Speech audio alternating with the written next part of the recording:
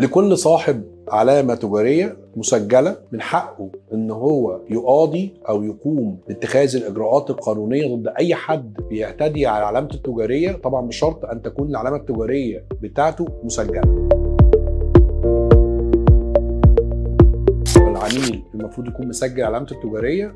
بعد ما بيسجلها في حالة وجود اعتداء عليها بيتوجه لينا او بيجي لنا عشان نقدر نساعده في اجراءات التقاضي المتعلقه بالاعتداء على العلامه التجاريه. ايه اللي ممكن او ايه اللي بيتم عمله للاجراءات دي؟ بنقوم بالتوجه لمديريه التموين التابع ليها العين الخاصه بالشخص اللي بيقلده، يعني بروح لمديريه التموين الخاصه او القريبه من الشخص اللي بيقلد العلامه التجاريه ديت، وبعمل فيها محضر لاثبات الحاله.